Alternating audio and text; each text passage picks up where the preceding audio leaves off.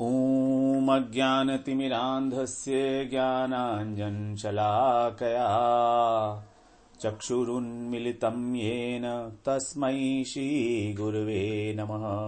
वाञ्छाकल्पतरुभ्यश्च कृपा सिन्धुभ्यैव च पतितानां पावनेभ्यो वैष्णवेभ्यो नमो नमः।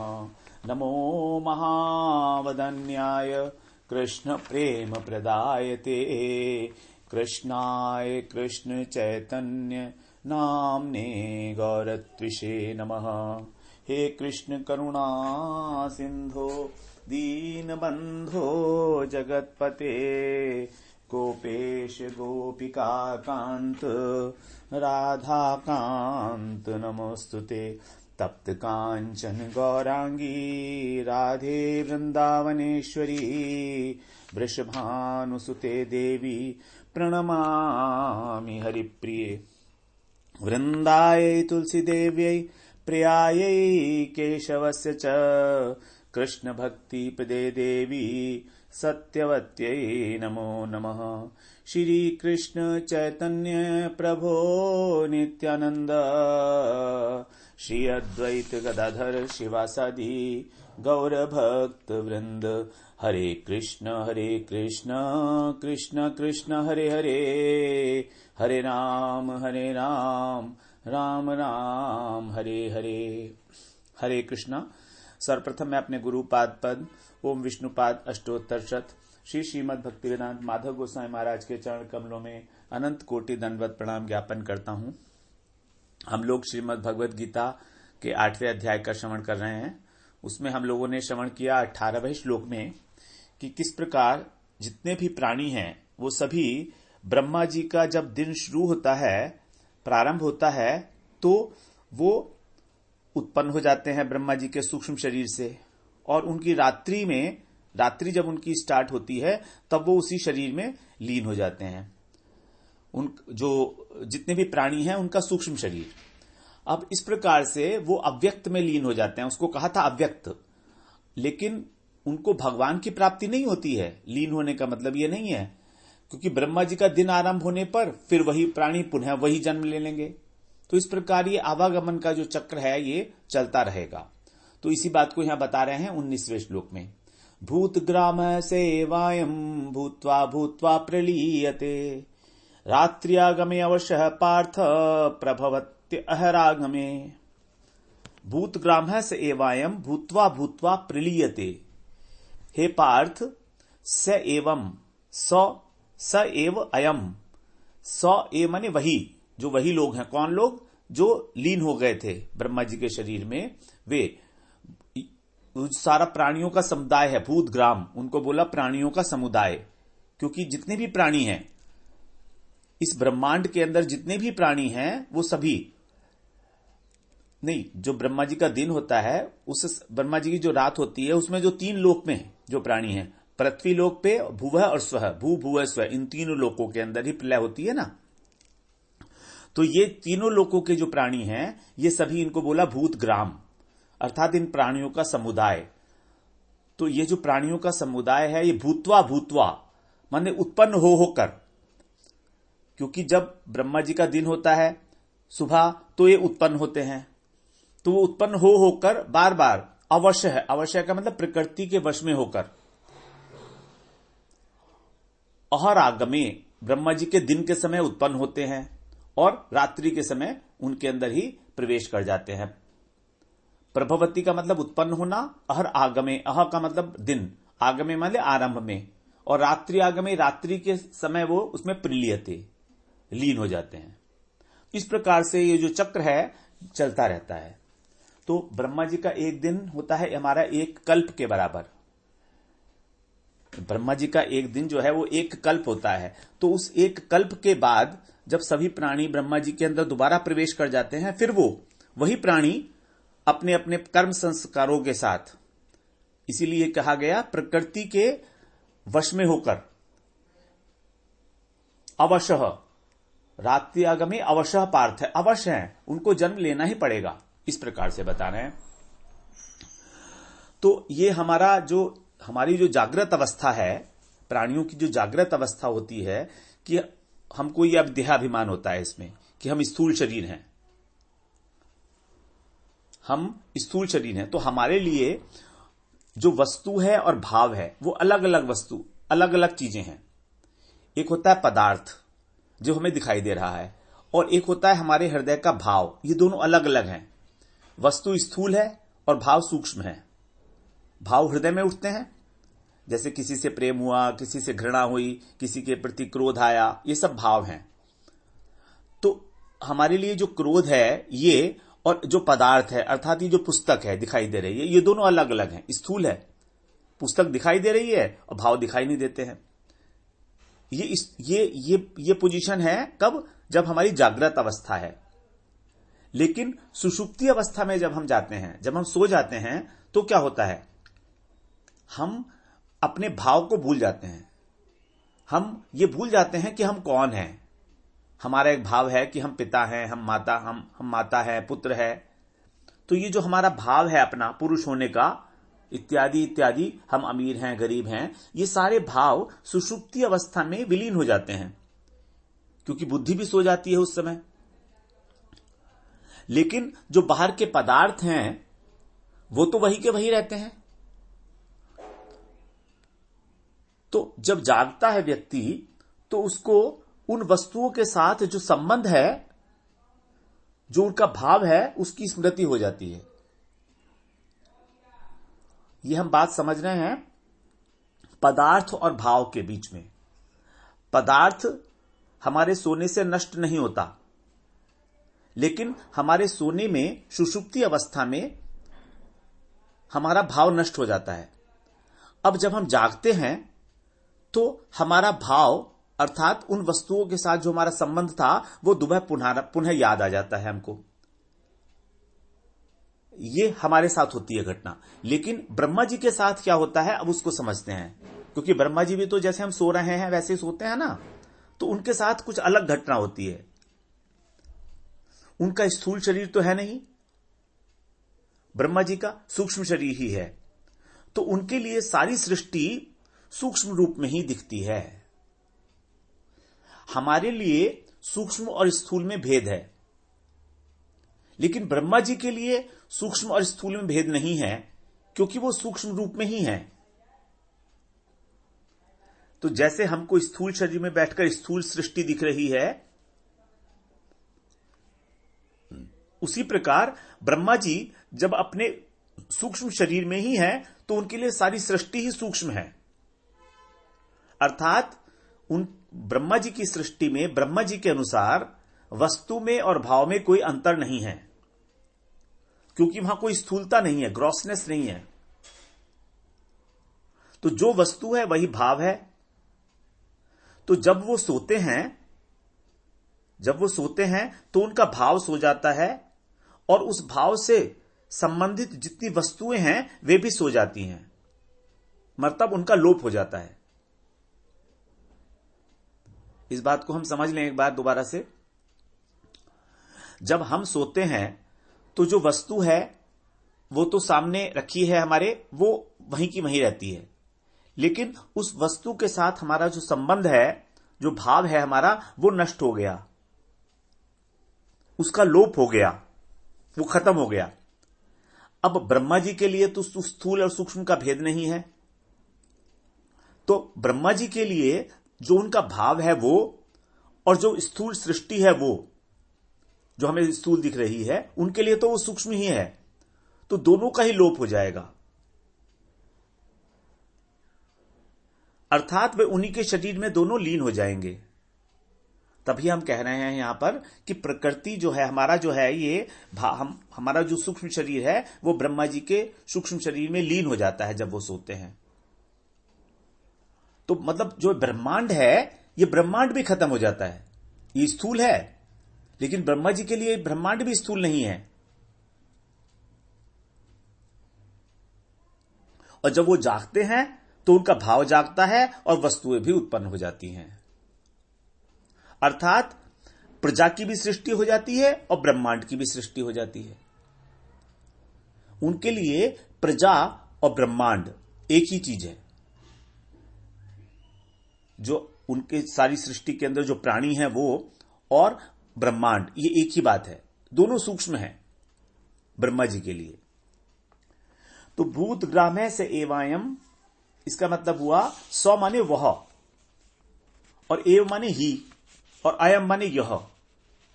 तो वही यह क्या, भूत ग्राम। भूत ग्राम्य का मतलब प्राणियों का समूह, प्राणियों का समुदाय। प्राणियों का समुदाय का मतलब शरीर। यहां आत्मा की बात नहीं हो रही है, आत्मा लीन नहीं होती है, यहां शरीर की बात हो रही है। तो जो पहले दिन भूत ग्राम था, प्राणियों का समुदाय, शरीर बने हुए थे, वही शरीर, वही भूत ग्राम दूसरे दिन हो जाता है, वही तीसरे दिन होता है, वही चौथे दिन होता है। तो ब्रह्मा जी के प्रत्येक दिन में कोई नई सृष्टि नहीं होती, अर्थात किसी नए प्रकार के शरीर का सृजन नहीं होता। वही शरीर है, मनुष्य का शरीर, कीट पतंग का शरीर, पशु पक्षी का शरीर, पेड़ पौधे का शरीर, देवताओं का शरीर। 4 प्रकार की जो योनि है, 4 प्रकार की जो सृष्टि है ब्रह्मा जी की, वो वही की वही रहती है। तो नए शरीरों का निर्माण नहीं होता।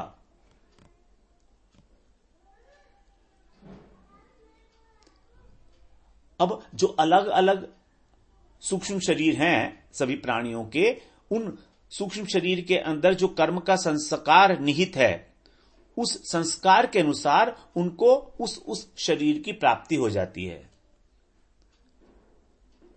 और उस शरीर को प्राप्त करने में उनका कोई वश नहीं चलता।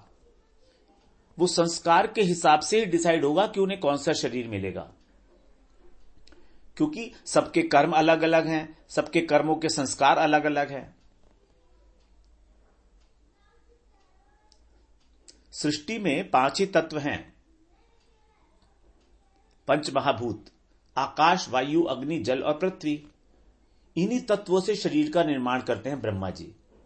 तो पुरुष का शरीर, स्त्री का शरीर, पशु पक्षी, कीट पतंग, वृक्ष, पर्वत, सबका शरीर, देवताओं का शरीर, जिसका जैसा कर्म उसी प्रकार के उसके संस्कार, उसी प्रकार का उसका स्वभाव, और उसी स्वभाव के अनुरूप उसका शरीर।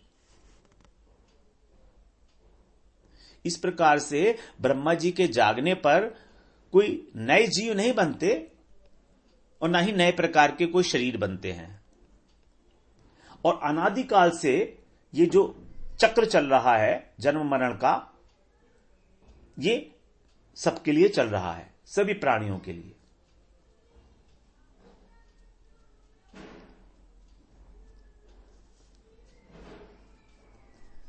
अब यहां पर बताया गया अवशः। अवशः का अर्थ यही है, अवश्य यहां पर विशेषण है भूत ग्राम का, प्राणियों का जो समुदाय है। अवश्य का मतलब होता है जो किसी के अधीन हो, जो स्वतंत्र न हो। अब अव्यक्त से उत्पन्न जो शरीर हैं, अव्यक्त का मतलब ब्रह्मा जी का सूक्ष्म शरीर, उससे उत्पन्न जो शरीर हुए हैं, अर्थात ब्रह्मा जी ने इच्छा की तभी तो इस शरीरों की उत्पत्ति हुई, जिस प्रकार से उन्होंने चाहा, उनके मन के अनुसार। तो अव्यक्त से उत्पन्न जो शरीर हैं, उसमें ये जो जीवात्मा है, इसका अपना एक स्वभाव है, और ये जो स्वभाव बना है, ये बना है उसके कर्म संस्कारों से। आत्मा का स्वभाव वास्तव में नहीं है।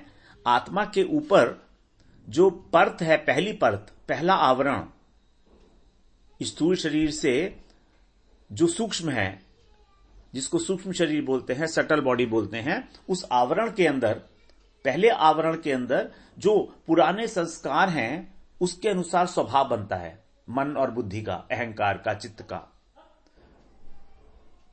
उसके अकॉर्डिंग ही शरीर मिलता है।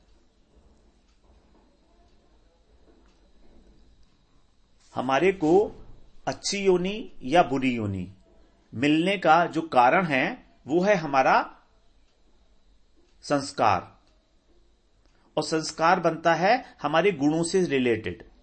3 प्रकार के जो गुण हैं, सत्वगुण, रजोगुण और तमोगुण। जिस गुण के प्रति, जिस गुण की हमारे अंदर प्रधानता होती है, जिस गुण का हम अधिकतम संग करते हैं उसी गुण के अनुसार हमारी अच्छी और बुरी योनि अर्थात उच्च और नीच योनि अर्थात देवता की योनि, मनुष्य की योनि, पशु पक्षी की योनि, राक्षस की योनि ये मिलती है, सद और असद योनि। कारणम गुण संगोस्य सद असद योनि जन्मसु। 13वें अध्याय में भगवान बताएंगे 21वें श्लोक में, कारणम गुण संगोस्य मतलब सद और असद योनि में जाने का कारण, जन्म लेने का कारण क्या है? 3 प्रकार के गुण, इनका संग। इनका संग का मतलब क्या हुआ कि इस संसार में जब हम कर्म करते हैं तो हमको जो सुख और दुख का अनुभव होता है,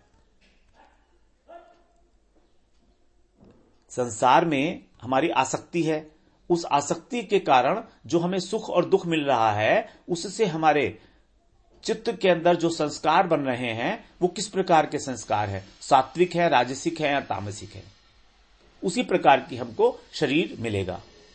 अगर हमारे सात्विक संस्कार हैं तो हमें देवता की योनि मिलेगी, अगर हमारे राजसिक संस्कार हैं तो मनुष्य की योनि, और तामसिक संस्कार है तो अधम योनि मिलेगी, पशु पक्षी की योनि या किसी प्रकार की। तो भूतवा भूतवा भी कह रहे हैं भगवान यहां पर। भूतवा भूतवा माने बार बार जन्म होना। इसका अर्थ यह है कि जब तक इस जीवात्मा को भगवान की प्राप्ति नहीं होती वो संसार में बार बार आता रहता है। भूतवा भूतवा, बार बार किसी न किसी योनि में उसे जन्म लेना पड़ता है। भूतवा भूतवा प्रलीयते, बार बार जन्म लेता है और बार बार प्रलीयते, उसके अंदर विलीन हो जाता है सूक्ष्म शरीर में ब्रह्मा जी के, उनके दिन के अंत में। अब ब्रह्मा जी की आयु 100 वर्ष है, तो जब वो 100 वर्ष के हो जाते हैं तो ब्रह्मा भी गर्भोदकशाही विष्णु के अंदर लीन होते हैं। तो उनके साथ ही जो ये सारा प्राणी समुदाय था ये भी गर्भोदकशाही के अंदर ही चला जाता है, और गर्भोदकशाही कारुणोदकशाही के अंदर लीन हो जाते हैं। 3 प्रकार के पुरुष अवतार हमने बात किए थे।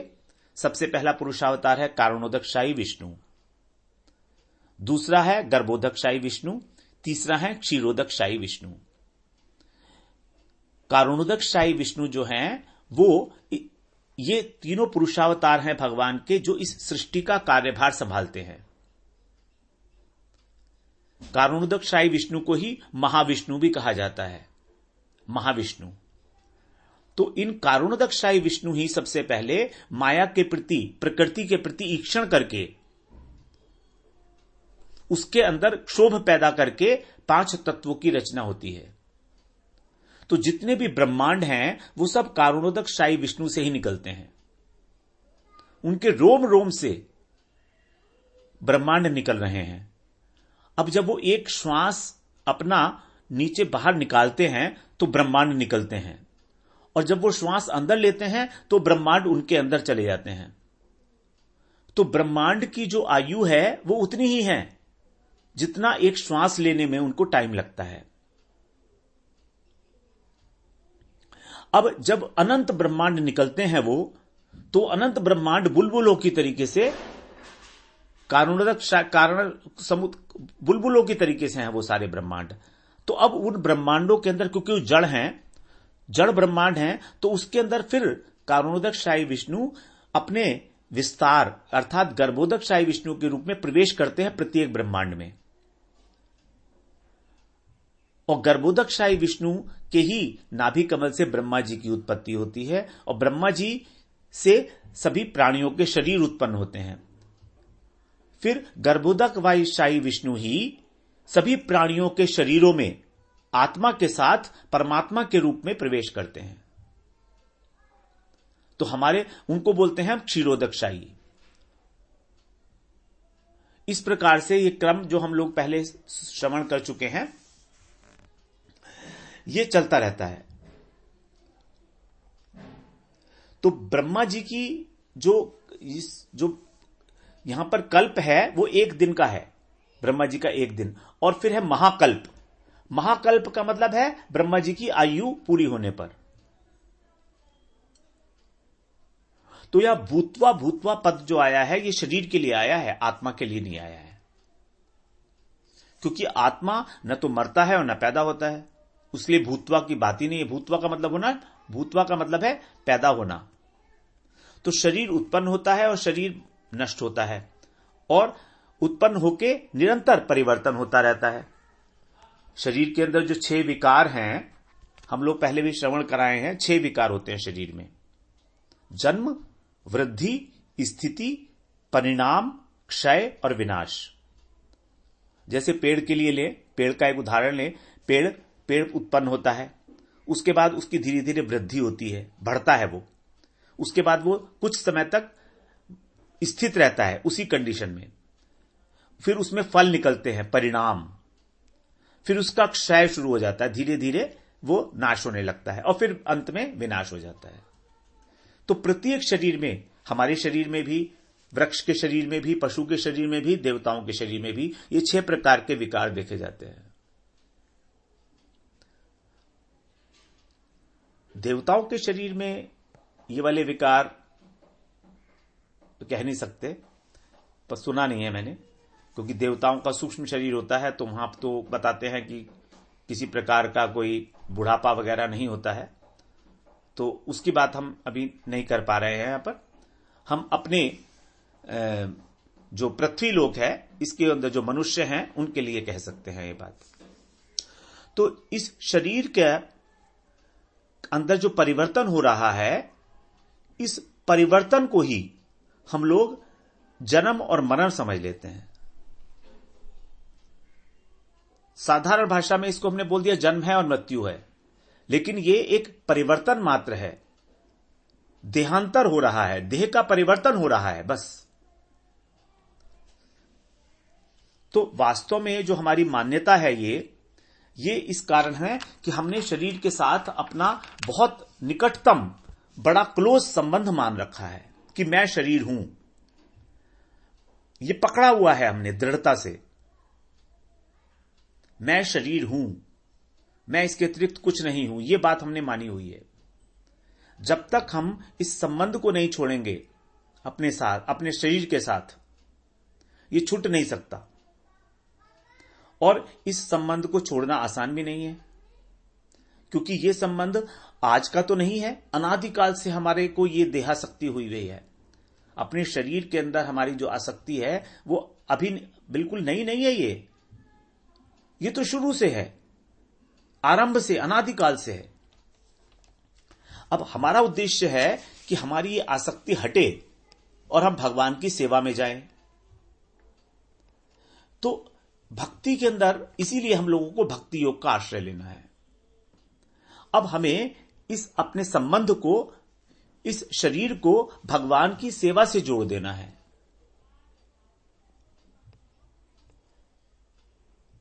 तो अभी तक हम इस शरीर को जो अपना माने हुए थे, अब हम इसको भगवान की सेवा का एक उपकरण मान रहे हैं, क्योंकि वास्तव में आत्मा तो भगवान का अंश है ना। अब आत्मा को ये शरीर मिला है, स्थूल शरीर मिला है, सूक्ष्म शरीर मिला है। अब ये स्थूल और सूक्ष्म शरीर हमने अपना मान लिया, यहां पर ही समस्या बन गई। यदि हम इसे अपना ना माने, इसको मान लें कि यह भगवान की वस्तु है, हमको किसी कारणवश दी गई है, और यह भगवान की महान करुणा है, कृपा है ये उनकी कि हमको ये शरीर दिया, ये संसार दिया, जिससे कि हम इस संसार में आसक्त होकर यह समझ सके कि यह संसार दुखों का भंडार है। जब हमें यह समझ में आ जाएगा कि संसार के अंदर दुख ही दुख हैं, तब हमारी इच्छा होगी, जिज्ञासा होगी कि हम उस आनंद की खोज करें जो कभी नष्ट ना हो।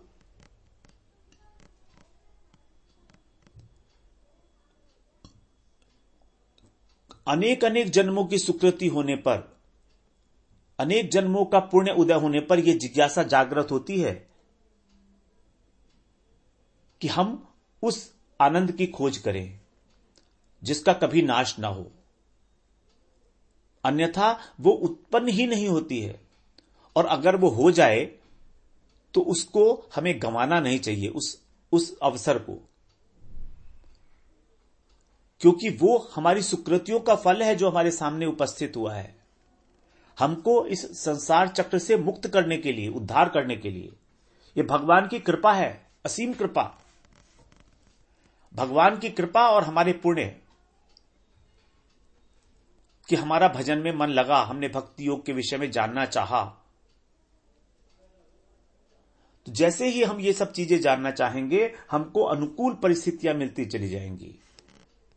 जो हमारे भजन के अंदर उपयोगी होगा, उसी प्रकार के व्यक्ति का संग मिलेगा, उसी प्रकार का वातावरण मिलने लगेगा।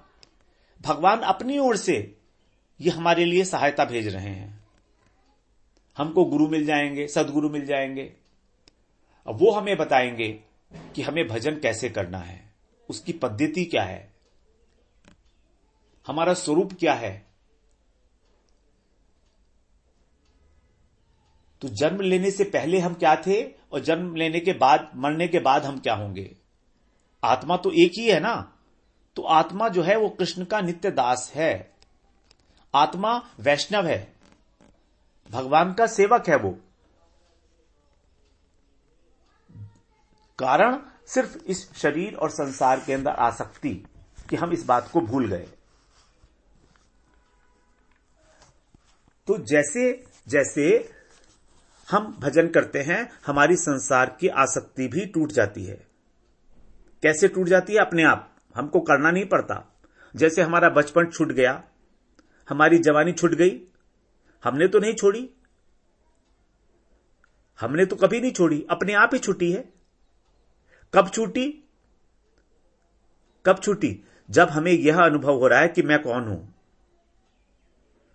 क्योंकि शरीर का धर्म है ये। बचपन, कुमार अवस्था, युवावस्था, ये सब शरीर के धर्म है, ये आत्मा के धर्म नहीं है। अब इस समय कोई फर्क नहीं पड़ता हमको कि शरीर किस प्रकार का है, युवा है कि बाल्यावस्था है या बुढ़ापा है, वृद्धावस्था है, प्रौढ़ावस्था है। धीरे धीरे जब ये एहसास हमें हो जाएगा कि मैं तो अविनाशी तत्व हूं, भगवान का नित्य सेवक हूं, तो इस ज्ञान को प्राप्त करके, और ये होगा कब? जब हम भगवान का भजन करेंगे। और होगा सब अपने आप, करना नहीं पड़ेगा। मैं जबरदस्ती ये नहीं सोच सकता कि मैं भगवान का दास हूं। शुरू शुरू में सोचना पड़ेगा, क्योंकि गुरु जी की आज्ञा है, मानना पड़ेगा उसको।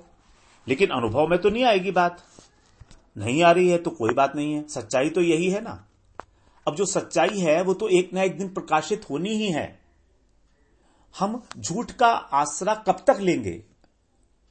जब हमें पता लग गया है कि हम कृष्ण के दास हैं, ये हमारा सत्य, ये हमारा स्वरूप है, तो हम कब तक एक मिथ्या वस्तु का आश्रय लेते रहेंगे कि हम शरीर हैं, हम संसार हैं।